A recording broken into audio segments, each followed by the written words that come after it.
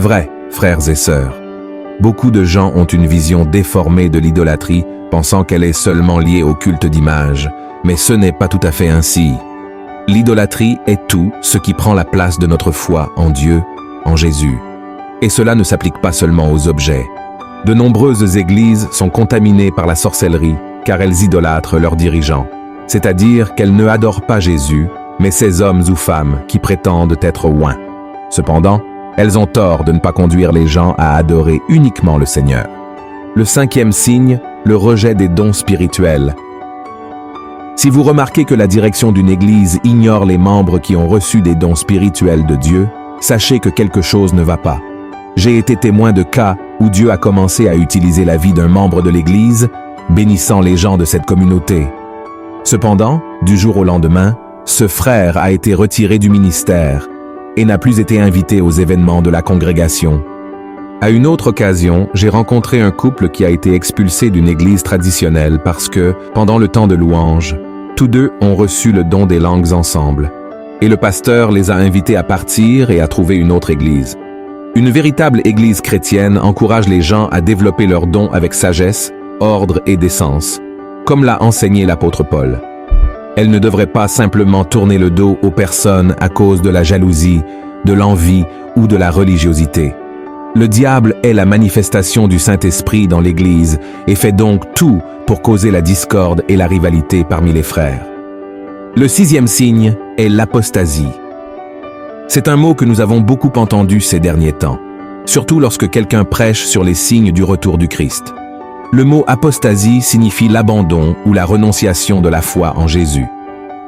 Ainsi, lorsque vous entrez dans une église et que vous voyez des gens faire tout à leur façon, sans amour et sans crainte de Dieu, cela signifie que l'ennemi est déjà entré et il est à l'œuvre. Par exemple, il y a de nombreuses églises où leurs dirigeants prétendent servir Dieu, mais ils modifient le contexte de la parole pour leur propre bénéfice, utilisant les dîmes et les offrandes pour des choses non liées à l'œuvre de Dieu. Beaucoup d'entre eux provoquent des scandales en tombant dans des péchés sexuels et plaident même en faveur des mariages homosexuels. En résumé, ils commettent toutes sortes d'erreurs et utilisent l'Église comme un bouclier pour justifier qu'ils sont enfants de Dieu et que le Seigneur les aime tels qu'ils sont. Autant nous sommes véritablement imparfaits, l'Église ne peut pas être un lieu qui embrasse le péché et le traite comme quelque chose de normal. Christ a aimé l'Église pour prendre soin du pécheur, en leur montrant le chemin de la repentance et un changement de vie. Amen. Le 7e signe, le manque de vrai culte.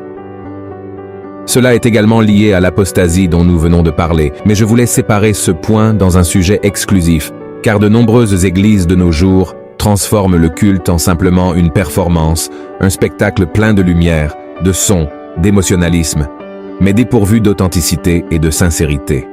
C'est le résultat de la sorcellerie, contrairement à ce que Jésus lui-même a déclaré dans le chapitre 4 de Jean, que seuls ceux qui adorent le Père en esprit et en vérité sont de vrais adorateurs. Je ne sais pas pour vous, mais j'ai vu de nombreuses églises où les membres et les ministres de louange jouent avec le culte, mélangeant l'adoration avec des chansons séculaires, sans se préoccuper de savoir si cela compromet la sainteté de Dieu.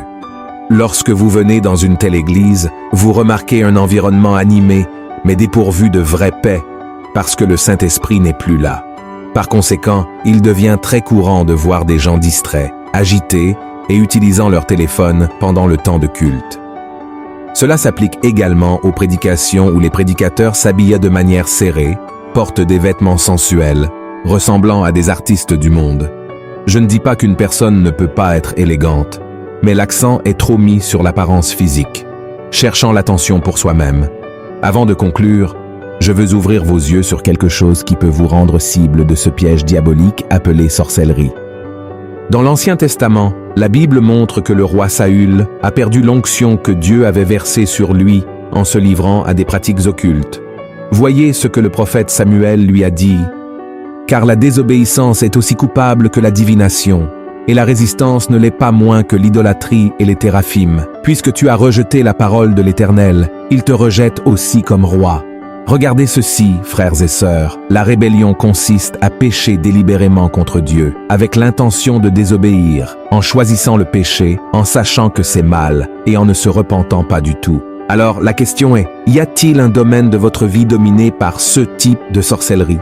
Peut-être que c'est la pornographie, la prostitution, le mensonge, la malhonnêteté, peu importe ce que cela peut être. Dieu vous dit d'abandonner ces pratiques aujourd'hui afin de ne pas récolter les amères conséquences du péché. Amen. Je vous demande maintenant de partager cette vidéo avec autant de personnes que possible.